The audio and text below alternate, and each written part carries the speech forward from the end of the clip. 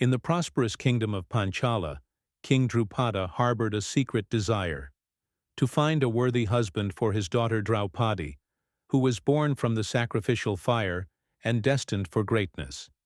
Having once been humiliated by Dronakarya, Drupada sought not just strength, but divine purpose in his future son-in-law. To achieve this, he organized a grand Swayamvara, a ceremony where kings and warriors from across Bharata would compete for Draupadi's hand. The challenge set before the suitors was one that tested both physical prowess and mental precision.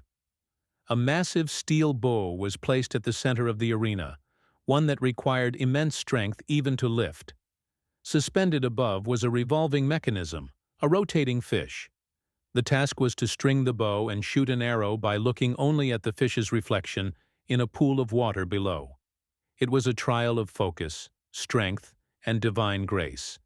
Kings, princes, and heroes gathered in Panchala's court. Among them were the mightiest warriors of the age: Karna of Anga, Shalya of Madra, Duryodhana of Hastinapura, and Shikhandi of Panchala. The assembly was filled with tension and anticipation. Unknown to all, the Pandavas, disguised as Brahmins after escaping from the Lakshagraha, had also arrived in Ekachakra and attended the Swayamvara, curious to witness the events. One by one, noble warriors approached the bow.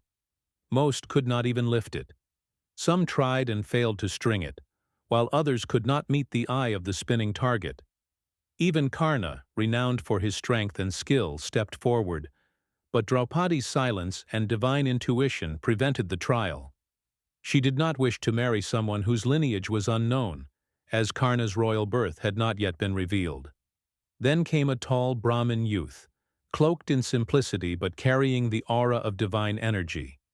It was Arjuna, son of Indra, disguised and humble yet born for destiny. With calm grace, he approached the bow, lifted it with ease, and strung it with fluid strength. He fixed his eyes on the water's reflection, steadying his mind with complete stillness, and in a flash released the arrow. It soared upward, piercing the revolving fish precisely. The arena gasped in awe. The room fell into a stunned silence. Arjuna, though garbed as a Brahmin, had completed a challenge that none of the royal warriors could achieve. Draupadi stepped forward and placed the ceremonial garland around his neck. The gods seemed to bless the moment, for it marked the union of two destinies woven by divine design. As he walked away with Draupadi, Arjuna returned to the modest dwelling where the Pandavas were staying. Kunti, unaware of the situation, asked her sons to share whatever they had brought, as was their custom. Bound by her words and Dharma, the five brothers agreed that Draupadi would be the wife to all five, and thus she became the queen of the Pandavas, one woman shared by five divine warriors, symbolizing unity and cosmic balance. The Swayamvara of Draupadi was not just a tale of archery and triumph. It was a story of fate, divine will, and the beginning of a chain of events that would lead to the epic war of Kurukshetra. Arjuna's victory was not just personal. It was a moment that tied the fates of many together and marked the rise of Dharma in an age of chaos. If you enjoyed this story, don't forget to like, share, and subscribe to Mythology Medley. Click the bell icon for more such amazing mythological content.